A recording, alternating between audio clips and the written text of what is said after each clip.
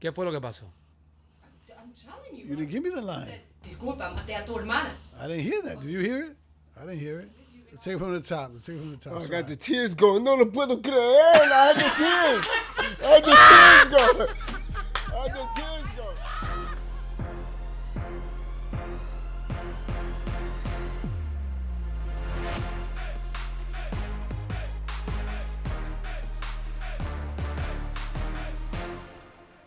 Okay, dímelo, mi gente. Welcome to Latino Champs, a show that celebrates Latino excellence. And today we are so blessed, so honored to have not only an actor, not only a singer, not only a songwriter, not only a big entrepreneur, but a very humble, passionate artist. He goes by the name of Jencarlos Canela. Come on, everybody. Let's go. Let's go. Hey. Is it Gene or John? Man, I just love the way he said it, bro. That's just perfect. No. It's Jencarlos. By the way, my name is a mistake because the So it nurse. is Jencarlos. No, it's Jencarlos. Yeah. So the nurse misspelled it.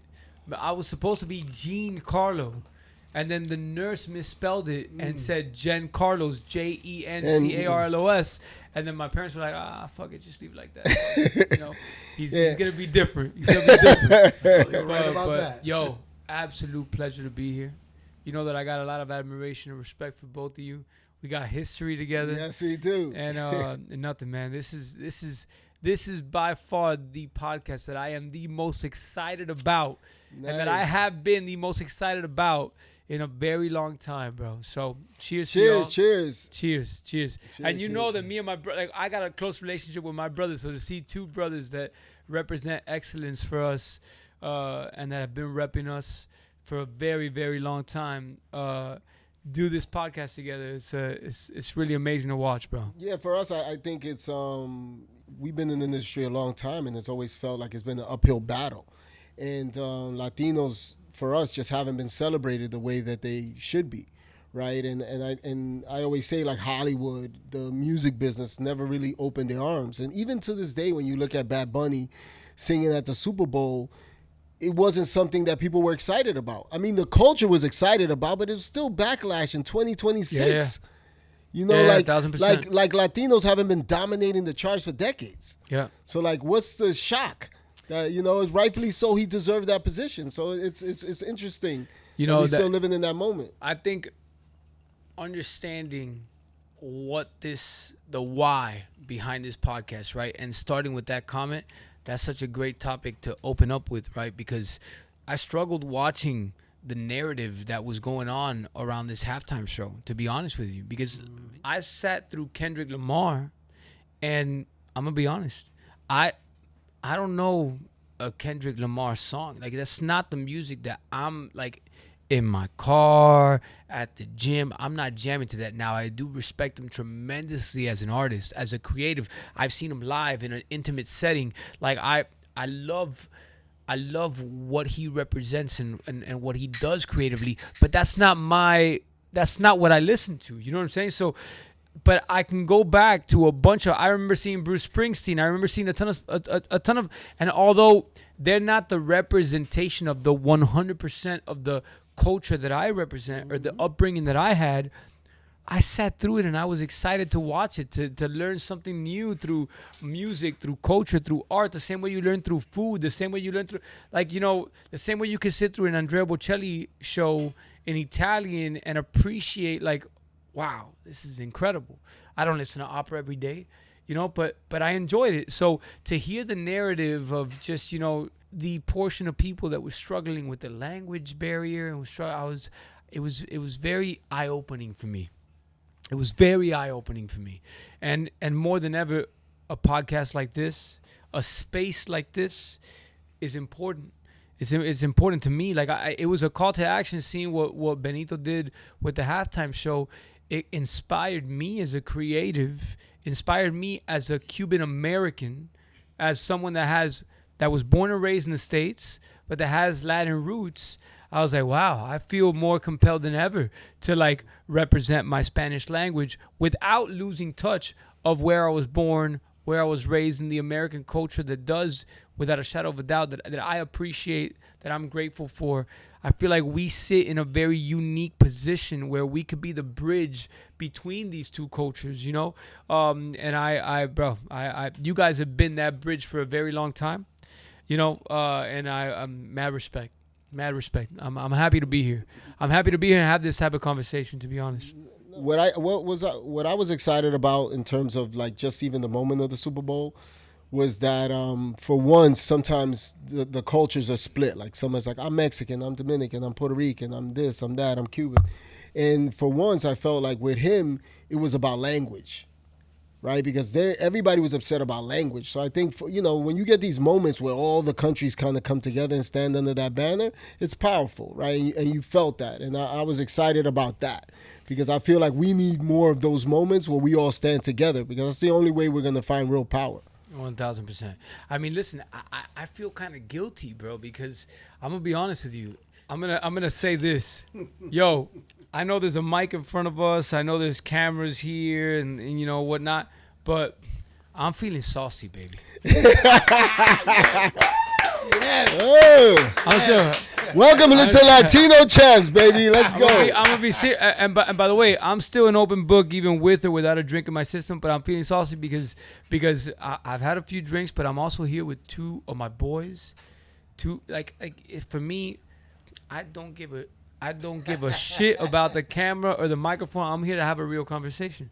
And the truth is, I got to be real to what I represent and to like what my reality is. Because even though we're Latino or Latin American, we're from different walks of life. Mm-hmm. We've had different experiences, but that doesn't pertain to language. That's everybody. So my parents came from Cuba, migrated over here. I was born and raised here.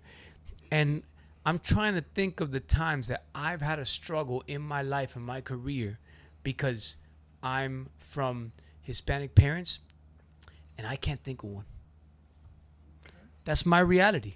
I can't think of one. I got to be real about that. But it's also, I owe that to my parents.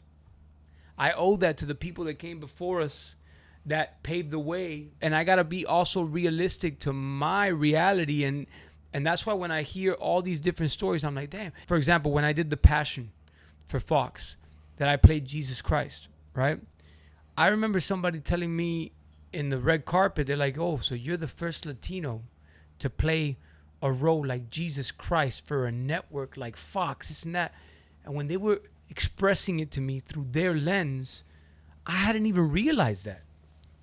For me, I was an actor, a musician that was excited about the role, that I gave my 100%, that I gave my all, that I earned my way into that role. I didn't know anybody in the production.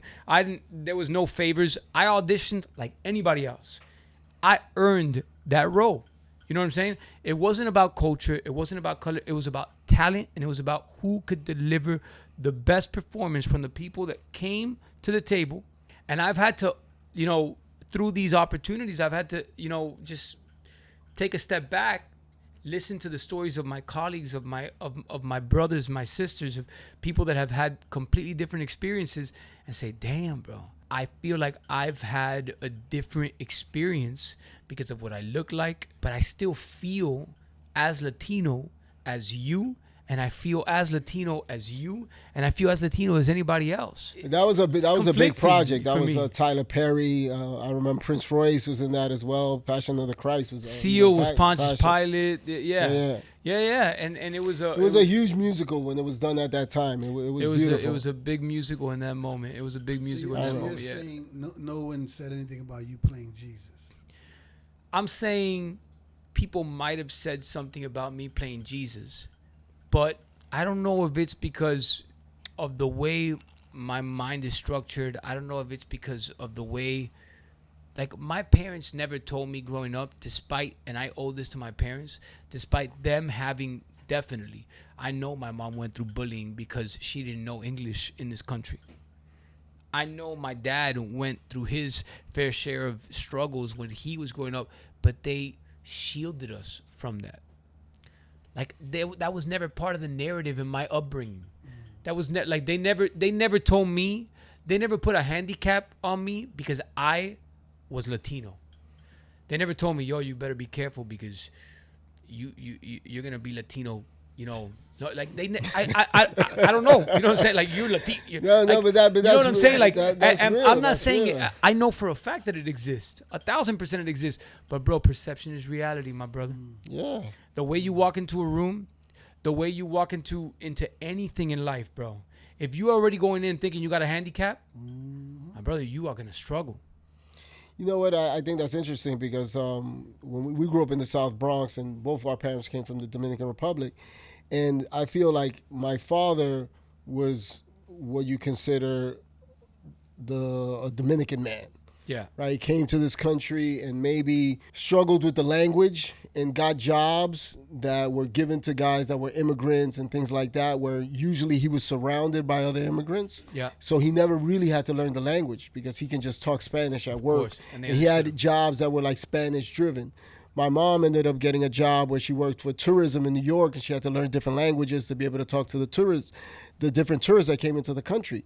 And she comes from a little bit more of an affluent family in the Dominican Republic, so she was able to speak the different languages. So with us, she was like, she didn't want to speak in Spanish because a lot of our cousins would come here and like they were raised in New York and didn't speak English well. You know, they were like raised in Washington Heights or different places. And she's like, yo, I don't want you to deal with some of the stuff that we've dealt with. And she put that in our minds, you know, and as much as we were 1 foot Latino, we were 1 foot like very American. And she was like, look, I want you to have the best chance possible. And she built that confidence in us to, you know, tell us we could do whatever we wanted. And I think we're both all sitting here because of our parents. 1,000%. 1,000%. But I think that's important to acknowledge too, to be honest with you, because like it's like, despite the differences in the way that we were brought up, we have to acknowledge as a community, as a community in general, we have to acknowledge that it's not black and white. There isn't one story that relates to all. There could be some similarities or whatnot, but everybody experiences something different. And I feel like we're living in a culture where like everybody wants to fit in. You know what I'm saying? Like everybody wants to be a part of or this and that. And there's not enough celebration of the individuality of our stories, bro. This is who I am. Exactly. It may be different to you, and that's okay. I could sit here and listen to your story, hold a space for it. I could listen to your story, hold a space for it. But I could talk about mine as it is, unique as it is, own every single part of it, the struggles, the triumphs, and absolutely everything, and understand that there's a value in that. There's a value in me owning my story and not comparing it to other people's version of success or how their process was. I could sit here and talk about a million failures that I've had. I could sit here and compare my story to his and be like, oh, damn, shit could have gone down there. If I didn't raise a kid when I was 19, maybe if I didn't have a son when I was 21 or 22, maybe. But what's the point? And by the way, let's be real. Thank you. Cheers. Let's be real. You know, you can always sit down and analyze a million ways that your story could have gone, or you could just celebrate the way yours went down. Because we're still alive. We still got plenty of road ahead of us. You know what I'm saying? Look, let's talk about that because I feel like there are people that know you at different phases of your career, right? But they don't know the full story, right? Yeah. So let's start in the beginning for Yeah. some of these people watching. Like, how did you start? Because some people think you were an actor first, but you started as a musician. I know you were in some band first, right? Yeah. You were in a For boy sure. band first. So For sure. take us to that because, you know. Yeah, I mean, look, my beginning was I was born and raised in Hialeah, right? Shout out to Hialeah. Shout Okay, out to Hialeah. 305 in the building. Let's go. You know, my parents always raised me to rep where I'm from. You know what I'm saying? They're like, don't forget where you're from. Okay. Because if you try to pretend like you're from everywhere or for everybody, then you know, what do you really stand for? You were born where you were born for a reason. You were born in the culture you were born for a reason. I like to out of all the different realities, I like to think that we had a choice. That we chose our family, we chose where we're from. I like to think that, right? It just helps me operate differently. So, I was born in Hialeah. You could talk about maybe a handful of people that have come from Hialeah and done what we've been blessed enough to do thanks to a team of people or whatnot. But I never had a ceiling over my head in the sense of the potential that I was entitled to as a human being. Forget about Cuban, Latino, Hialeah, whatnot. Like, I just don't recall a moment in my childhood where they were like, yo, you know, chances are you're not, like, You're not gonna make it. You're not gonna make it, bro. There was only one thing. I love basketball. A lot of people don't know it, but like, I was like hardcore basketball. Like, I would play basketball every single day. And my dad had a conversation with me one day. He's like, hey, bro, you're 5'2", bro. You're 5'2", you're 16 or whatever the hell. Whatever. He basically told me, he's like, chances are, nah. You know what I'm saying? Like, and by the way, he was very great about it, because he's like, athletes, like, after a certain age, like, you know, they're done. You know what I'm saying? Like, not done, but like their careers are like their peak. They reach their peak. They're like, he said, you have something for the arts, and you got to understand that music is timeless. You got to understand that arts is timeless. Like, if you learn to express yourself through that, through that, you know, arena, you don't have, you can find so many different ways to express yourself as a creative where you don't have an expiration date. Wow. And I remember where I was when my dad told me that. I had the basket behind me, and I had been playing with my boys for like 4 or 5 hours straight. And, you know, and let's be honest, I wasn't too good at basketball either, bro.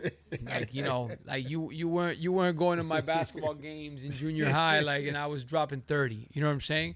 I was lucky if I got 3 minutes on the court. But for me, honestly, you know, my dad, the way he spoke to me in that moment was important. So, dude, my dad, I sang for the first time in my backyard. My dad used to love writing songs. So for me, it was about the connection with my old man. I was like, I wanna sing his songs, and I wanna, like, you know, and bro, and I was just, every time he would write a song, I was like there trying to learn it and whatnot. And it was about my connection with my old man. How are the songs though? Huh? Like, now that you're a musician and songwriter, how are the songs? I mean, I know it's your dad. Let me tell you something. My dad submitted a song to this this songwriting like award ceremony, and he won second place with the song. Nice. So in that era, because that's another thing. Like, if you listen to music in eras, it's completely different to what we relate to now. You know what I'm saying? As opposed to the 80s, as opposed to the 70s, the lyrics are different. It's just different. You know, so I do think that he had an understanding of songwriting, and man, my dad, like, how old were you at this point? There's videos of me as early as 2-3 years old pretending to sing in front of people in the kitchen of my house. No way. So there was something about music and that connection with my old man that I always just resonated with. And then I remember, you know, on December 16th, my family, we would always do this big party at the crib, and family would come over, friends would come over, and I remember telling my parents that I wanted to sing at the party. So my mom took me to a place back then called the Ricky Records. It was like a place where you could buy tapes and CDs and whatnot. And I remember grabbing these tapes, and I learned Juliana Que Mala Eres from DOG, and I learned a handful of songs. And I would have to, like, the side A and the side B, and I was there, like, trying to learn the songs. And the day came, I sang in front of 200 people at the crib in the backyard. And a typical Cuban party. Yeah. 200 people. The neighbors, backyard. everybody, bro. Everybody. And you know we were there for like 3 days. You know, just like, it was a party, bro. It was like, How old were you at this time? I was about 9 years old. Wow. I was about 9 years old.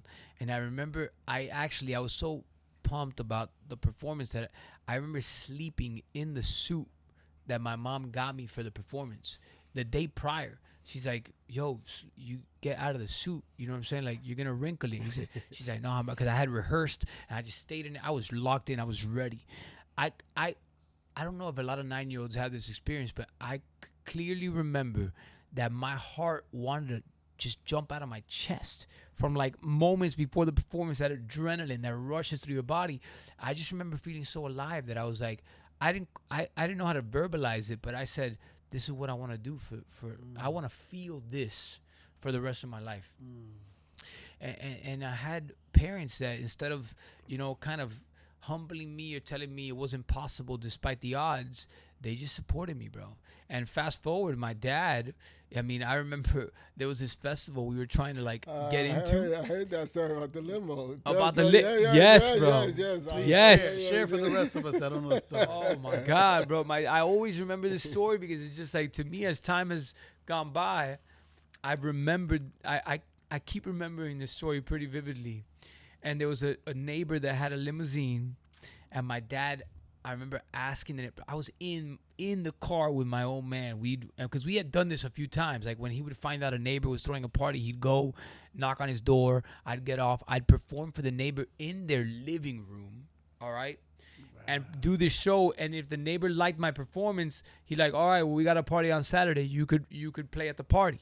I'm talking about Hialeah, like homie was in a wife beater, shorts, and sandals, bro, in his living room. Like, and there was like cuatro gallos ahí, like, a rooster and shit, like backyard plastic chairs, karaoke mic type shit. So I'm there, auditioning for people, for neighbors left and right. And there was a festival we were trying to get into, and they wouldn't give us a time of day. So my dad, there was one area of the festival he hadn't tried. And he's like, no, I'm gonna do things different this time. So he asked the neighbor for a limo. The neighbor lends us a limo. I don't remember my dad rented it or got it lent, whatever. Point is, he had my cousins come over the night before, printed out some headshots of me, told my cousins, yo, whoever screams the most when your cousin gets out of this limo, I'm going to take y'all to eat ice cream. Like, he persuaded them whatever way, whatever his tactics were. We get to the backstage of this festival. Bro, I pulled out of the limo and my cousins were there, and I don't know what my dad told them, but they did their thing, bro. I believed it. I was signing autographs at the right. My cousins were screaming, bro, crazy. I think one of my cousins, she just got emotional, and I was like, and then I know my dad told the guys, like, oh, they're like, who is this kid? And my dad was like, oh, he's big in Canada, and this and that. I had never been to Canada in my life. I had never been to Canada in my life. And bro, he hustled our way through, and they let us in. And we waited and we waited and we waited and we waited for hours, and eventually they gave us a spot. We sang 2 songs, and then they liked the performance. What and were that the 2 songs? Your father's originals? No. Okay, Actually, nice. I think it was, if I remember correctly, there was one of them that was my father's original, and the other one he put in like a song that everybody knew because he felt that was gonna give us an edge with people, and they were gonna, so. But the interesting thing is that people think like a lot of stories are different, but this is very similar to Selena too. Yeah. Right? Selena had the family and the father was involved musically. 1,000%. My dad was my manager for. Or Beyonce. Yeah, right? yeah. Or any of these, Yeah, it's like yeah. having that father's, love is incredible. How long was he a manager for, you said? He was my manager for most of my career. Really? For most of my career, yeah. I mean, like he didn't only get that, because the thing is, at that festival, I ended up singing, and then they gave us a shot to sing years after that, and it was in that festival that the TV producers that ended up giving me my first deal on Telemundo, which was our first big major, deal. They saw me perform on that stage, at that festival. They saw me perform at that stage on that festival. You see all festival. those dots, your father, the limo, the this, the that. You see all the ideas play back in your mind now, right? I'm a dad myself, and I gotta, shout out like to all the dads, and a message. Shout out to all the dads. Yeah, for real. Shout out to all the dads. To all the parents They don't get that, enough credit. to all the parents that support their kids too, because but you don't realize in the moment how far it goes to just ask that neighbor for the limo, bro. Or how far it goes to just say, well, let me help my kid. Let me just help. Let me just help him make this thing happen, right? Because a lot of kids. The fact that he had your cousins stand outside as fans with pictures of you It's visionary. He shit. went above and beyond, bro. He went above and beyond. Like, you know what I'm saying? You know how many kids come up to their parents and they're like, yo, I want to sing at this thing. And they're like, okay, good luck. Nah, You but know he what was I'm a saying? step ahead, though. He was a step Yeah. ahead. You gotta The shout signs, out to your dad. That was, He was big. for me. That's how it started. It started in my backyard. From my backyard, it went to this festival. We did. Bro, we ended up doing sweet 16s, quinceañeras. We did like crazy. Like we. You know, a lot of people don't understand that, but that quinceañera run is a run for an artist. Like Maluma found his fame being like the king of the quinceañeras. Like that run for a lot of artists is a real run. So It you was- were, it was and I can big. tell because you know you're a good-looking guy too, killing the quinceañeras. I know Big for us, bro. It was big, bro. Yo, my dad wrote a He was song. the king of the quinceañera. You already know. Bro, my dad wrote a song called Celebrando tu Quince, which celebrating your sweet 16s, you know, essentially. And he cut a deal. Bro, I remember us standing outside of a radio station. My dad brought croquetas to the security guard. Eventually, the security guard let us into the dude inside. Eventually, the dude inside let us into the radio programmer, got us an interview, played our song for 30 seconds, gave a phone number. We waited by the phone to get a call. Eventually, got a call from a party planner. He got the party planner to add us into his party package with the song. And that eventually became the first time that we go outside of Miami to Dominican Republic Oh wow, okay, DR. to DR with Amelia, with MK Travels was the name of the agency. They were doing cruise ships of quinceañeras to Dominican Republic, and we went out there and we did a bunch of shows, and you know, But how old and are just you at started this building point? our community. And at that point, I was 14, 15 years old. Oh, Wow, so- still, yeah. 14, 15 years old. But we had to hustle, bro. We had to and here's the thing. Everybody has to hustle. That's why I think people fail to realize. You know what I mean? People fail to realize. People look at you and think that maybe that your road was paved. But Yeah. it was your father with the limo, the this, the that. Like, it was all this stuff. And, like, all these shows you were performing for 5 people in Hialeah in the living room. 1,000%. You know, nobody talks about that ever. Nobody, bro, nobody. And it's Shout out to you, my brother. Thank Shout you, my out to brother. you. Cheers, That bro. shit ain't Thank you. easy. Cheers. And your father. And my mom. My mom was my first assistant. My mom was like, she would change her name and her voice just to like, oh yes, this is welcome to One World Music Publishing. So it was a family business, bro. It was a family business. So in the terms of Telemundo, so all of a sudden some producer sees you performing, thinks you could be the potential star for Telemundo. At that point, you weren't thinking about acting. Never. Okay, so how does that conversation? And how old were you at this point? I remember that I was about 16 years old because they put me in this pilot. And the reason why I got the pilot is because the star of that particular show was a singer. So in the pilot, which is a much more, as you guys know, Yeah. abridged version of the story, it was just they were using me to sell the story. That didn't necessarily mean that I was gonna keep the role, right? But that opened up the gates to us on the TV world, and that show never ended up getting made. But they said to us, yo, there's another show that he may be good for. Does he want to read for the role? We're like, yeah, let's do it. So thank you. Thank you. And man, and that was about, I was 16, 17 years old when that came to be. You are on stage, so you're already performing, Yeah. right? So you're fearless to a certain extent. You get the butterflies. Actually, I struggled with that, bro. Okay. Like I'm talking about big time. I started like back initially when I was in junior high. What gets me open enough to start performing the way that I was doing in these festivals or whatnot, I entered the choir at my school as the organ player, and like I would play percussion too because I was a musician. Like I knew that I sung, and I kind of but my shit came through like first instruments, right? And I liked the songwriting component, but I was too scared to sing in front of people. And I remember, one time I was playing Amazing Grace on the piano, and my teacher was locked in some room that I didn't even know anyone was there. I thought I was alone in the classroom. and she heard me sing and play on the piano Amazing Grace, and bro, she came out of the room and she's like, I want you to sing that in mass, this Friday. And I was like, and bro, I remember the mass coming. There was 1,000 people. It was a big church, and like about 2-3 songs before, like it was my turn, I said, I gotta go to the bathroom, and I went to the bathroom, bro, and I never left the bathroom, bro. No way. I didn't sing. Oh, That's how, way. bro, crazy. I couldn't do it.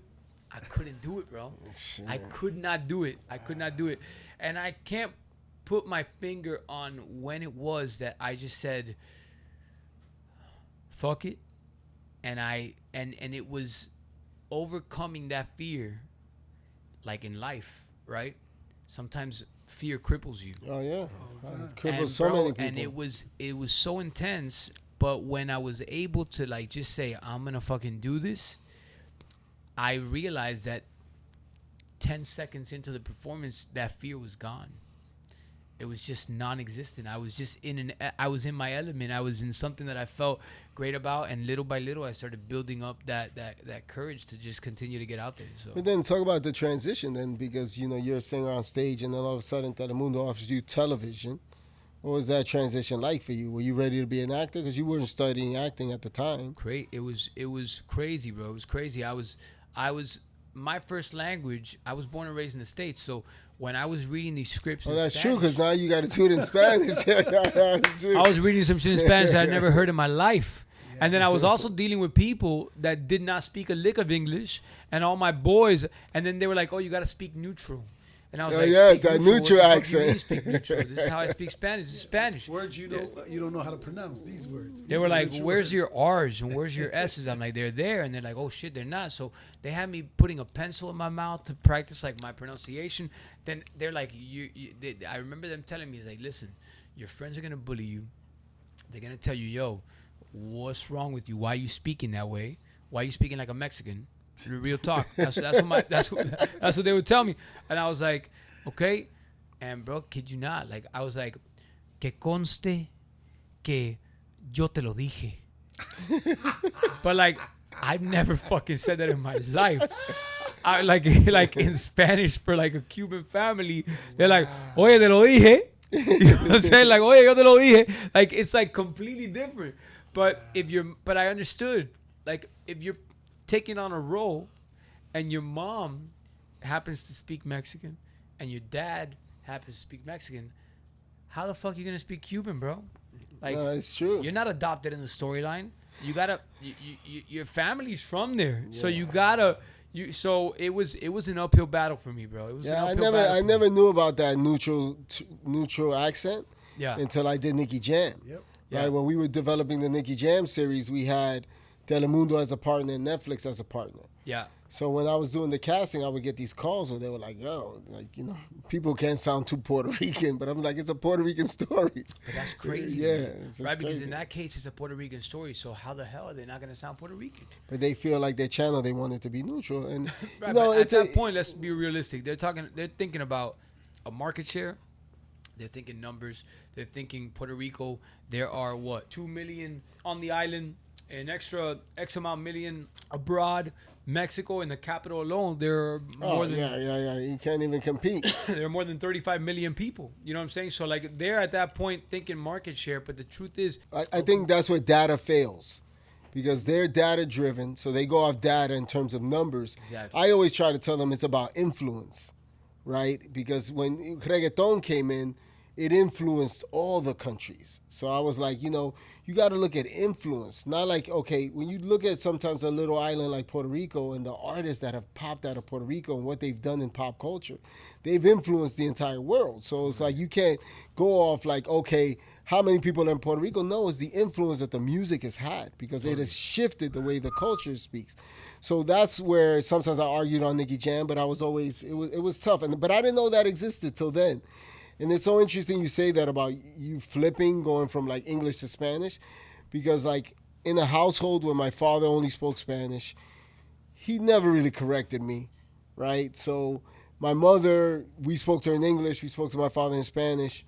She was trying to work on her English, and then I started working in the world with musicians. reggaeton artists, dembow artists, bachata artists. Like, I don't think any of us spoke good in Spanish. So when I try to ever do an interview in Spanish, people are like, yo, you don't speak good Spanish. And I was like, nobody ever told me.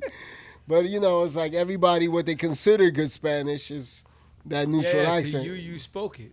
I think that there's a magic in that though, bro, because I've experienced that too with like within my Cuban community. Like, they don't see me as Cuban. They see me as Cuban. Like, they see me as Cuban when it's convenient. You know what I'm saying? Like when I've been closing the Billboard Awards, or when like our first #1 on Billboard, or when like stuff like that. It's like, oh, that's cute. He's Cuban. But at the end of the day, they know that I was not born there, right? So it's like, and for me, hold up, I feel Cuban. I'm so proud to have been born in this country, and I definitely relate to and resonate with American culture to a certain extent. But I was raised Cuban. I was raised Latino. I was raised so. For people like us, like that's a story. I feel like that's not talked about enough. That's a great topic to talk about there. That thing right there. Like, I'm sorry. What were you gonna say? No, go. No, you threw me off when you cut me off. I didn't even cut you off. I just looked at you. No, I was at the start. I was paying attention. I See, was this at is the start, the but then, yeah. But then when Jessy went, and I But it's cut him true. off, that's why I had to stop. No. But you know what? But it's true. It's true because I'm telling you, bro. I've struggled with that sometimes. I find myself trying to relate to this side and trying to relate to this side, but the truth is, and I learned this late on. It's like I gotta relate to the middle, because that's who I am. That's who I am. I am the combination of these two, and there's a value in that, So, and I just feel like there isn't that gray area is. No, but look, I think it's a tough subject matter, because I think that a lot of people that come from the different countries, whether you come from Cuba, the Dominican Republic, Venezuela, Colombia, sometimes people look at the U.S. and their parents come here, right? And they come here so their kids can have what they consider a potential better life, right? And they raise their kids, and then their kids get raised with those the culture from their country, but then they also get influenced by the American side, which their parents are happy about. Yeah. Right? Then there's people on the other side of the island that's what they're dreaming to be. And then they're inside, because they can't get across the border, are hating on us, going, yo, they're not really Dominican, they're not really this.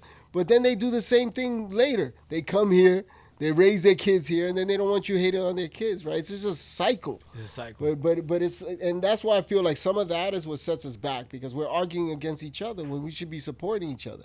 Like, some of us all want the same dream for ourselves, right? So it's like, if some are able to achieve it, it's all part of a pattern. It's like, there's a lot of people in Miami that came from Cuba, because Cuba at that time wasn't the right place for them. And they felt that they didn't want to raise their kids in that environment. And they brought them to Miami. They struggled. They didn't come here easy. No. Like, they fought to come here. 1,000%. Like, they put their life on the line to come here so their kids could be raised here, right? Their kids are just as Cuban. 1,000%. And sometimes that's what we argue about. Like, those Dominican families that went in a Yola to Puerto Rico, try to sneak in through there and then come to the U.S. And it's like, yeah, your kids are just as Dominican, that they're actually living part of the dream that some people want. 1,000%. And you know what? We started talking about the whole halftime show of Bad Bunny, and I just had a thought as I was listening to you, and it's like, yo, hold up. This is an opportunity.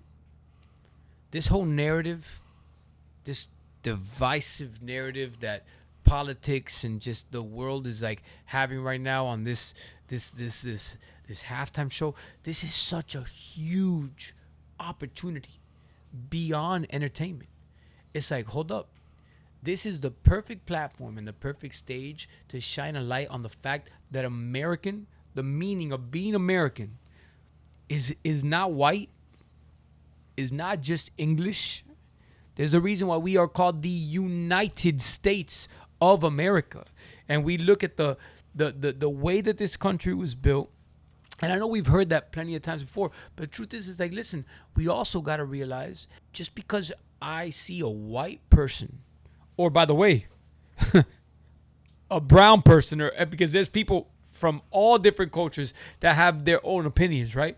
That don't see the fact that being American is no longer just speaking English. That being American is no longer just being white or being brown or being black. It's just the combination, the sum of it all, right?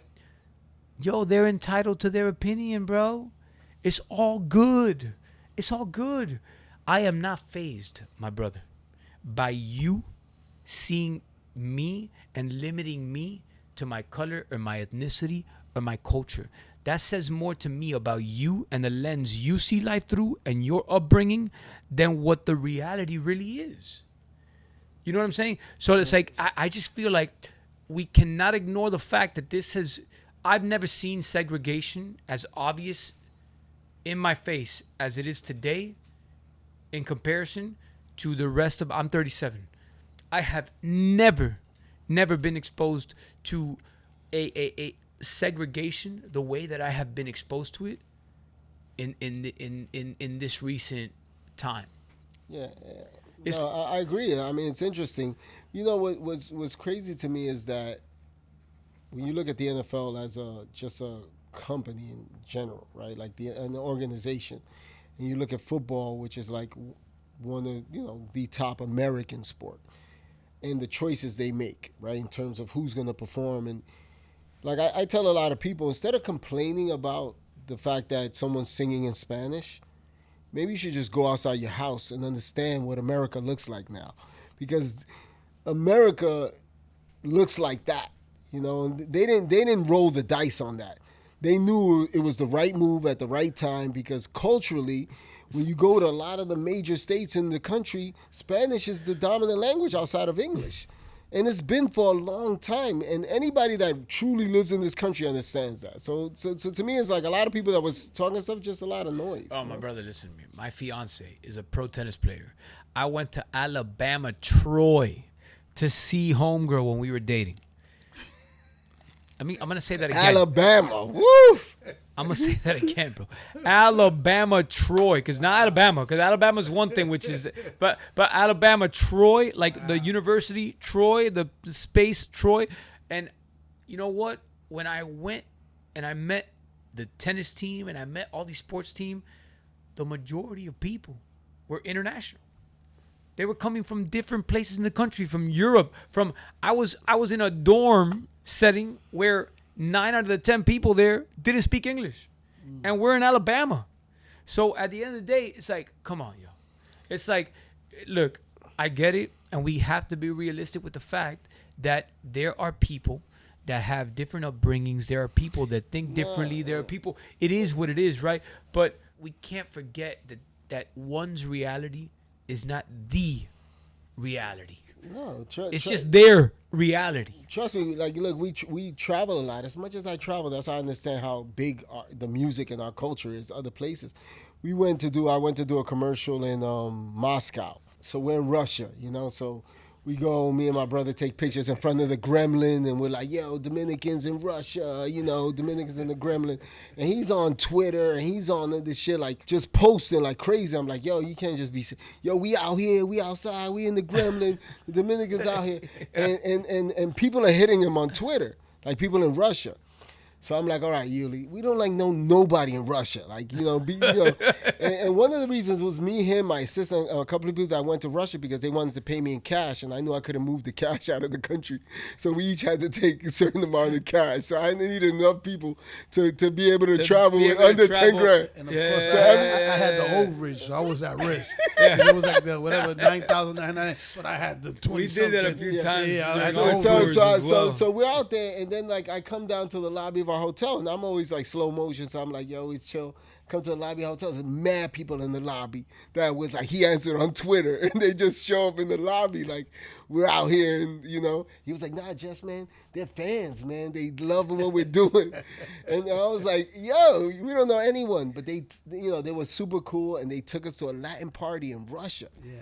So now we're like a reggaeton party in Moscow. Yeah. What? So, he pulls it off. Like, this guy, you can drop him anywhere in the world. I always say that. My brother, you can just drop him anywhere in the world. He just makes it happen. But we're like, so one of the Russian kids told us, they speak Russian, so they have, like, different choices in terms of, like, they try to learn other languages. English, he chose to learn Spanish. And novellas are so big in Russia. Yeah. right? So it's like, oh, you probably can't even go to Russia. No, we did concerts because the novelas and the shows that we did in Spanish, they had music in them, and man, we did concerts in the Czech Republic. We did concerts in all the entire French Polynesia. And these people knew the Spanish songs just But as see, good people as don't- anybody in Latin America. No, so people don't know that. Sometimes the reach. Yeah. You know, I recently went out, they flew me out to Madrid for a meeting on a TV show, and people were like, oh, we love the Nicky Jam series, whatever. So they flew me out there, and there were producers that have big shows on Netflix. I'm like, okay, wow. You know, they flying me out to Madrid. This is going to be a crazy show, right? They're going to pitch me a show. I was super excited. And I sit there, and they're pitching me shows like this black French guy and then this guy from Madrid, and they all pitching me a show, and it was like the biggest hit right now. Well, they pitched me a Dominican show. And I'm like, I didn't come all the way out to Madrid to do a Dominican show, but they were saying that the Dominican culture in Spain is like the underground, you know, and they would like explain to me where they were trying to do something like Top Boy or whatever, and I was like, wow. And I was like, you know, sometimes we don't understand how far we reach. How far we reach. Authenticity and culture and authentic, genuine representation. I remember when I shot the film with Kevin Hart and Woody Shout out to Harrelson. Kevin Hart. Shout out to Kevin Kevin Hart. Hart. Soul Plane, you know. Exactly. That we were shooting in Toronto for the Man from Man Toronto. into Man from Toronto. Yeah.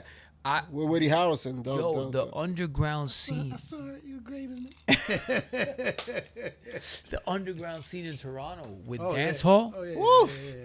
No, we know it very well. What? No, we know it very well. Yeah, but I didn't. When I went, well, I mean, Shout out to the T-Dot. You know what wow, I'm saying? bro. Could've When cast I went, some I was Maestro like, Fresh wait, West. what is going on right now, bro? Like, literally every place we went to was like dance hall, Caribbean music. They have one of the biggest festivals there, Carabana. So it's like a big. right. Yeah. And the thing is, like, by the way, I had been to Canada before that to do. Because you were a star in Canada when you were 12. Canada just didn't know it. You know what I'm saying? But I remember us having gone to some festivals to sing over there, like in my early days before anybody fucking knew whoever I was. And I did know that there was somewhat of a Latin scene, but when I did the film with Kevin and with Woody, that's when I was really exposed to like that underground scene and how much Latin or Caribbean influence is just a big part of the Toronto culture. No, but it's a big part of everything. Yeah. That's why, like, sometimes when people want to put the Latino thing in a box, I'm like, it's global. We ain't local. 1000%. We're global. And like, and I don't get it because I travel the world. So sometimes I fight with people in LA and I have arguments with them. I'm like, you haven't been outside your house. It's true. Like, I'm on the road. It's true. I'm going country to country. I'm going city to city. It's true. And I feel like they don't do it. No, we need one more here too. Gracias. Thank you. Yo, that's so. But that's you so know, true. shout out to my brother Pitbull for giving us his speakeasy. Yes. Talk about a guy that listen. I got a lot of love for Mandy. I got a lot of love for Pitt and the entire 305 crew. Yes. With him. Like I Pitt and I bonded early on. For real. I remember us opening up the Billboard Awards together, and I remember us having a conversation there. And just connecting from there, and he's been a guy that, to date, I hit him up, and text him on anything or whatnot, and he's just a guy that's present, bro.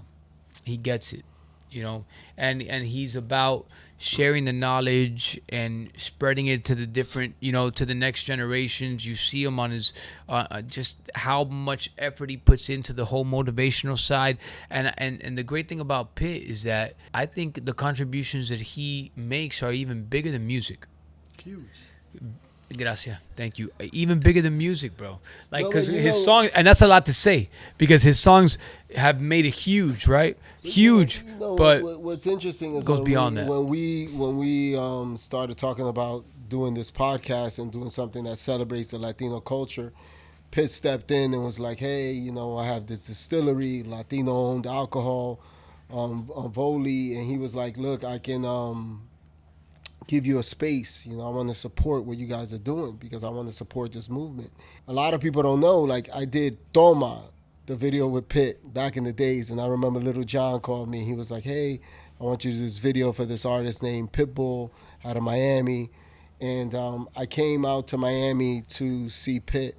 And at that time, hip hop was in a crazy place. And I remember even for me, like, it was all about the way your car, the this, your sneakers, your, you know, whatever. And I remember even production would get me like some Escalade or something with like 24-inch rims. And it was like this whole look that they were building. And I remember Pitt picked me up, and I think he picked me up in like some sort of like Nissan Maxima or something like that. And I was like shocked because I was expecting all the rappers were like overflossed. And we took a ride, and he drove me around Miami. He was telling me the story about how he was never going to be some rapper they talked about that lost his money. He was never going to be this guy that blew it on bullshit. He was never going to... He told me the story. He was like, yo, you're going to blink and I'm going to own Miami. I'm going to buy up this whole fucking place. And he was telling me the story, and I'm like looking at Pitbull. All he had, I think, was Culo out and another song. Like, he didn't, like... So I met so many artists that I was like, wow, but the confidence... Yeah. And the power that was coming in always the had way that. that he talked, you know. And I had multiple conversations with and Pitt I where was he like, was like, wow. And everything he said in that Happened. fucking car. You know, Happened. Yeah. Shout out Happened. to Priscilla. Yeah. Dude, I remember having conversations with him. I remember one specifically in the back of a boat, and he said to me, he goes, "This is gonna happen, and this is gonna happen, and this is gonna," and everything that he said was gonna happen in that conversation ended up happening. You know, and the thing is, like, you got to give credit where credit's due, because at the end of the day, like, we all have our influences. We all have people that, you know, at a certain point in your growth and your evolution as a person, as an artist or whatever, like, you need those people. And it's important to mention them because at some point you could be that person for someone else. We're coming up. Who was your role model? Like, who did you look up to? Man, Coming up, if anybody. it's always been a struggle for me, and I'll tell you why. Because my heroes were not these artists that seemed not accessible. We're not. It was my dad was my hero, bro. You know what I'm saying? Like, people that, like, just like that I could relate to. You know what I'm saying? Like, damn, my dad came from Cuba in 1980, got on some boat where he had to, you know, fight his way to safety with a bunch of criminals and thugs and just terrible people that Fidel put on those boats, and then had to start from scratch and start from zero in a country that wasn't his, in a language he didn't speak, and then had to provide for his mom and his dad and it was always a present father, and was the president of the Hispanic U.S. Inventors Association, had 11 patents. Like how's that not gonna be my hero, bro? How's that not gonna be my hero? Like, of course, it was a lot of incredible people, you know. And But you know, look, your father came on boats that they sent from Cuba with a bunch of people that were not good people. yeah, Like, I don't think people understand that. That's facts. You know, like, I don't think people understand the risk that was. that's facts. You know, and then the drive that a person like that has when they land on land with nothing. We're only as big as the adversities we overcome in life, bro. And at the end of the day, like, when you look, that's why I got a lot of respect for people that have to immigrate over here, for people that just, and by the way, let's put that aside. Plenty of people that are from here that had to overcome a mountain of challenges in their lives. When I hear people that overcome stuff like rape, stuff like, bro, like, stuff, people that friends of mine that have been shot and were supposed to die and survived, and I have a scar from here to the center of my back. I had a 5% chance of survival when I was a kid. My mom still has the article that said, that was titled "Miracle Babies," of just cases that weren't supposed to make it. Like, it's a constant reminder of, like, I had an open heart surgery when I was a baby. So it's just a constant reminder of, like, hey, when something is challenging me, or when I am overcome, or when I'm faced with something that's like the odds are against me, I've always said, just give me a 5%. I'm gonna make it work. I'm gonna do it. I'm gonna do it. And I think that's been the drive for me, because I think when people tell me stuff, I just think about what my father had to go through, what my parents had to go through, and I'm like, man, I don't even go through half of some of the stuff they go through because of them. They handed the baton to me. It's like a race. They had the baton. They handed it to me. When they gave it to me, I was in a better lane Yeah. than they were. You know, it's like, yeah, it's still tough, but it wasn't as tough as it was for him. Never. So what am I complaining about? You know, Yeah. I got to keep pushing forward. So when I hand it to my child, they're in smooth sailing. And there's a difference, right? Because at the end of the day, I have this conversation with my dad too. I go, hey, you had your struggles. I have mine. And it's important that we as different cultures, like, because sometimes people grab that narrative and they say, oh, but you're white. What have you, like, what have you been through? Oh, but you're this. Like, hold up. Because the truth of the matter is that it doesn't really matter. No, it's all relative to your situation. That's what I'm yeah. saying. Like, you know what I'm saying? There's plenty of people from different walks of life that have been through their struggles, that have been through the things, and like, okay, you can sit there and say, oh, that's nothing in comparison to the person that, you know, came from Africa, or that's nothing in comparison to the person that was born in the street. But that was the struggle for that person, Yes. bro. That could have been a mountain of a lift for this person, you know. So like, I always take that into consideration. Like, I always approach every situation, every conversation, every meeting, everything. It's like, yo, what's my intention here with this whole thing, right? My intention is, let me bond with this person. Let me understand this person. What can we build together? Because there's 7 billion plus people in this world. Why are we here? What are we doing? What's up? I'm here to build. Can we change cards? And we change cards real quick. Let's just change. Okay, so already okay. happening. We never have to Okay, stop. go. Just messed up the flow, man. You stopped the show. Yeah, But we talked about it We didn't start the pre-production, show. man. Come on, man. I didn't never say cut. I didn't use that word. I said, do we need to change Still, cards? we was in a flow. Okay. So, like I said, this show was created so we could celebrate amazing individuals like yourself. You're so humble. You're so humble. You achieved so much, like from a young age till today. Like, can you talk about some of like the greatest moments of your career? Like, I know a lot of them. Like, let's just say, you know, Emilio Estefan. What was that like? Damn. How did that come about, and what was that like? You know.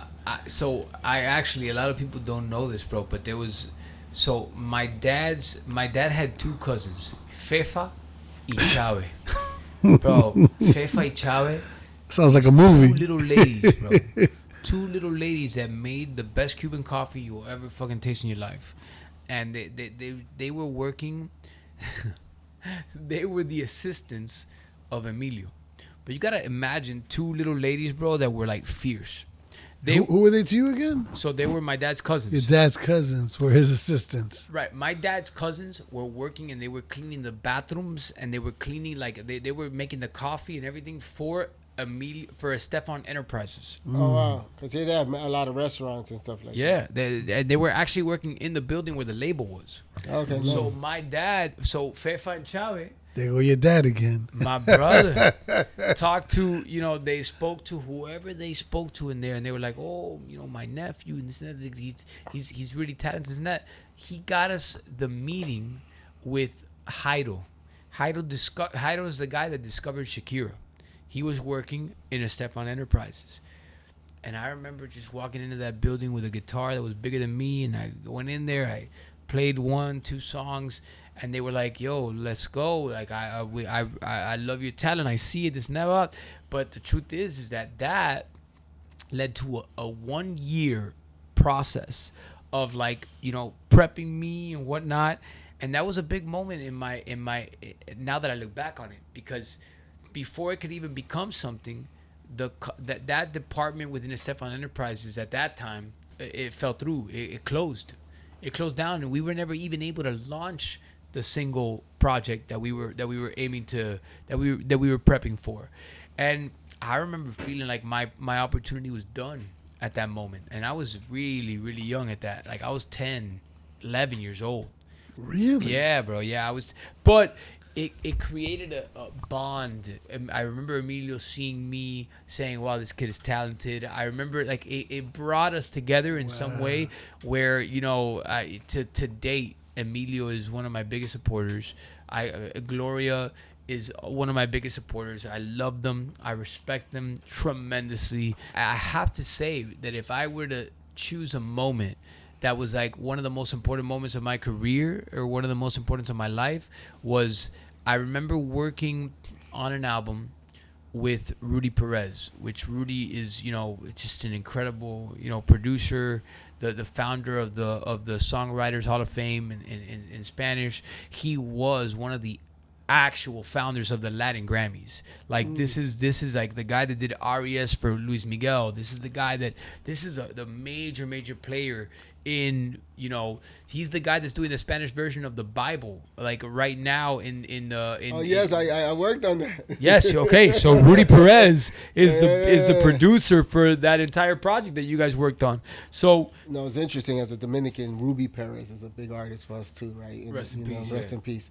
Yeah. But sometimes when people talk about Latino artists and they think about like hip hop and independent, and they hear Master P or these guys or Jay-Z, these independent labels, like talk about your journey, because some people think you were a star on television. All of a sudden, every record label was throwing, these record deals at you. Like, tell us this story. I remember Rudy sitting me down, not Ruby Perez, right, which we've established, but Rudy Perez. This guy had done Luis Miguel. This guy had done Christian Castro. This guy had done like major acts.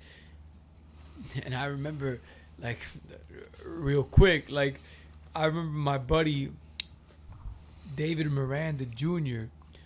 That was my boy. Like, we would be in the backyard of his house in a little studio that they had there, making music, and he gets a gig on some like agency that does music for like brands. And I remember him hitting me up one day. He's like, "Yo, this big company's like searching for like this jingle. Try to write something." Okay, nice. So I'm like, "All right, let's go." He gave me some notes, whatnot, bro. I remember I was 16. I was in high school, going into my sophomore year. I write this jingle. I submit it, bro. They choose the jingle, and they choose it nationwide. And not only do they choose it nationwide, they turn the title of my song into the slogan for the entire company internationally. It was one of those crazy things. Nice. By the way, I wish, because I had no idea what the business side of shit was. So we signed the rights off to the same. Like I would have, bro. I wouldn't be here right now, bro.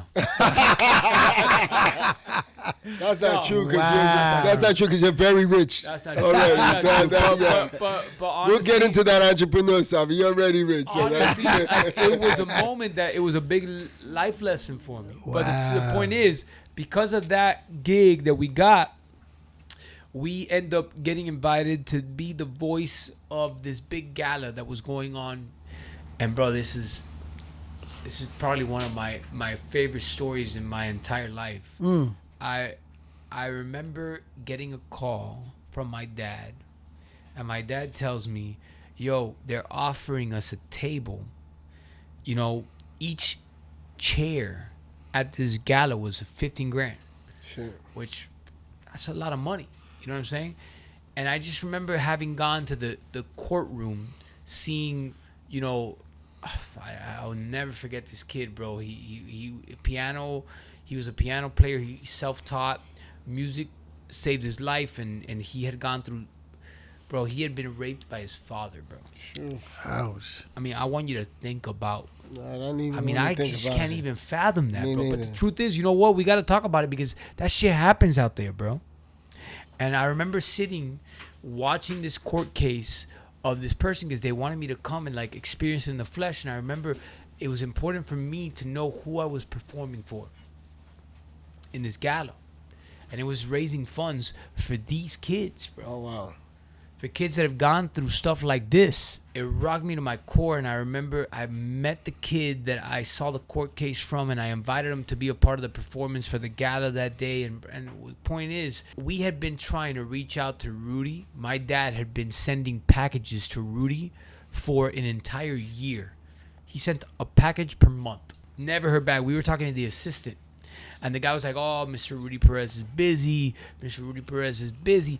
And my dad would just relentlessly, bro, "Here's another package, bro. Just in case he ain't that busy this month." Shout Shout out to your father. For Shout out to real. your Again. father. For real. ¿Cómo se llama tu papá? Eddie, my dad's name is crazy, Heriberto. Yeah, So, like- Heriberto. like whatever, Shout out to like- the Cuban dad. Cuban as fuck. That name is Cuban as fuck. So, bro, we get a call, and my dad says, "Yo, they're offering us a table for your family, to like just sit at this gala after the performance." And just, and sit at the table. And I don't know, man. My dad and I spoke, and we're like, yo, but that's crazy. Like, every chair is 15 grand. There's like 10 chairs at each table. That's like a lot of money that they could potentially make for these people. And bro, we just went with our gut and we said, yo, it's okay, keep the table. Like, we felt embarrassed to even get the table, have the table. Like, that's a potential, a lot of money that you can make for this cause that we're coming on board. And bro, God compensated us, bro. Yes, sir. Right back. Yes, And sir. guess what? The table we fucking just gave them and said no thank you ended up being the table that they gave Rudy Perez for that after a year of trying to reach out to this guy, bro. They give him the table that they had offered us and that we gave back. And bro, my dad, right before I got on stage, he said, yo, guess who's sitting at the table that we were gonna have? And he said, Rudy Perez. And he goes, kill him. You gotta go out there and you gotta, this is it. This is my dad telling me this right before us getting on stage. He goes, And you hear dun dun dun dun dun dun dun dun dun dun dun dun dun dun. 1,000. I just went like, and bro, and I remember a moment in that performance where you it was, went like what? What happened? I want to know what you went through. I mean, Your father said, no pressure. Go out there, kill it. yeah, exactly, Like no Rudy- pressure. But the thing is, Rudy Perez is there. the thing is, I was already locked in. Like I was like, when he told me that, it was, for me, it was like sending a dog out into a dog fight. Like I was like, this is like, I don't know. I had that chip on my shoulder. I was like, this is it. This is the moment. I gotta just, and to be honest with you, I wish I could tell you that I had time to think. I didn't have time to think about it. My dad had this tradition with me right before I got on stage, where like right before I got on stage, he would do like the sign of the cross, like on my head, like como que dándome la bendición. So beautiful. while he was doing that is when he told me that. And it was just like literally while he was doing that, they were presenting me. So I didn't even have time. I didn't even have time to think about. He's like, this is it. You know what I'm saying? So I was like, and then when I went out there, bro, I just remember like I didn't think about any of it, bro. Like I just gave it my heart. I gave it everything I had. I got on. I remember throwing the mic at one point, the stand. I remember jumping on speakers. I remember seeing Arturo Sandoval, prolific trumpet player, like getting up and giving me an ovation, like dancing with me. I was like, I could feel that the audience and I were connected. And as you know, in galas, that's tough. Yeah, it's tough. That audience is They tough spend because money and they just like, they spend money. They're just like, or they're like, they're eating while you're singing. Like, to do it like that, bro, God was with me that day, and I was giving it my all, and it just worked.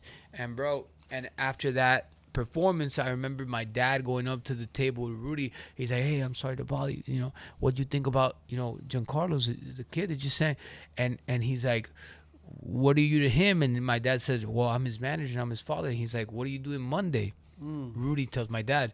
And he's like, whatever you tell me. Whatever you say we're doing Monday, we're doing Monday. He's like, go to my studio. And bro, not only did we go to the studio that Monday, Rudy learned that in that moment that the assistant was trying to push another artist to him. He didn't see one of the 12, 13 packages that my dad had sent him, and the guy got fired. And we ended up signing a record deal with him that led to my first #1 on Billboard, bro. That led to my first one, and that record he pitched to every single major label in the industry, every single one, Sony, Universal, all of them. They all turned it down and said it's not gonna work. I remember, sitting down with my dad, with myself, and he's like, "Yo, the labels are turning down the project. Do you believe in this music?" And I said, yes. This was 2010. He goes, how old do are you you then? 37 now? So if we do the math, 2010, I don't know, That's how old I was. That's how old I was. So he goes to me, he goes, "You believe in this music?" And I go, "Yeah, 1000%." And he goes, "Okay, give me a few days and I'll get back to you." Homie opened up an independent label. At that moment, that was not a thing. Right now, it's a thing. At that moment, I guarantee you, no. do the math, ask ChatGPT, do whatever the fuck you want. That was not a thing. He opened up a label with Rick Stevens. And bro, 3 weeks in, we were #1 on Billboard. And Leila Cobo and Billboard did an article, first That's time incredible. in Latin music history. Look this up. First time in Latin music history that an independent artist reaches the #1 position. Master P what? And by the Master way- P what? And Alejandro Got the Sanz, Independence, I Rockefeller, remember what? waking up that Latinos morning, doing it. and Let's go. Alejandro Sanz was #2, which I respect tremendously and I love. But yeah, man, that was us. We did that, bro. Independent, baby. Let's go. Independent at that. He was at that day 21. and He was age. 21. I was You doing only the hear math. those stories the I on was the trying to do the hip-hop math the whole side. time. I was trying to do the math the whole time. Now I'm trying to do He the was- math, he but was that's Big 21. Cypress He was Distillery. 21. I'm sorry, I'm gonna blame them. I couldn't do the math. I tried to do the math too, but it's Big Cypress Distillery. Thank you very much, Pitbull. No, We exactly, bro. appreciate This you. rum got me. My math ain't right now. Shout out to Priscilla Perez. Thank you. I love you. Yes. Yeah. In the era you were trying to come out, there was no other path but the big labels.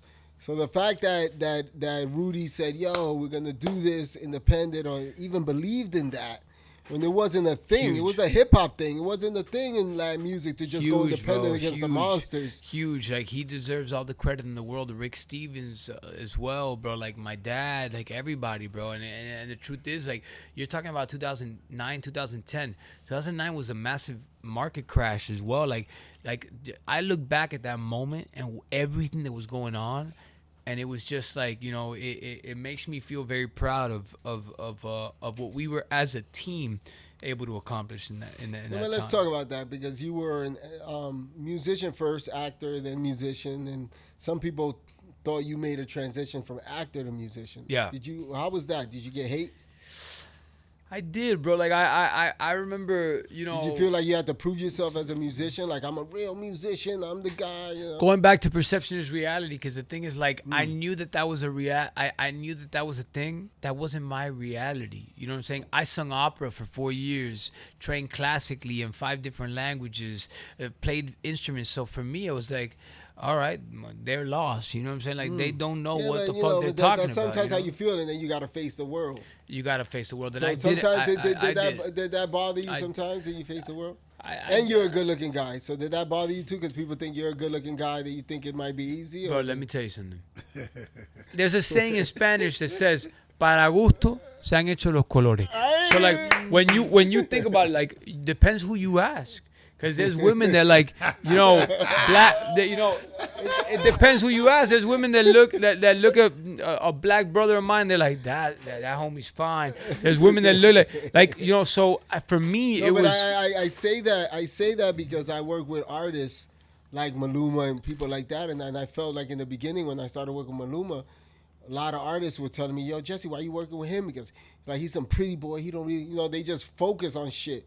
I And had I feel like roles- you were coming from the acting side, and people 1,000%. I had to hate on but you. even on the acting side, though, bro, I had roles that I was working hard for, bro, and they were like, "Oh no, you're too good looking for that role," and that sounds ridiculous to fuck up. Some people be like, "Oh, poor guy, yeah, too good looking for No, the I role." know, but it's like things you But have bro, to.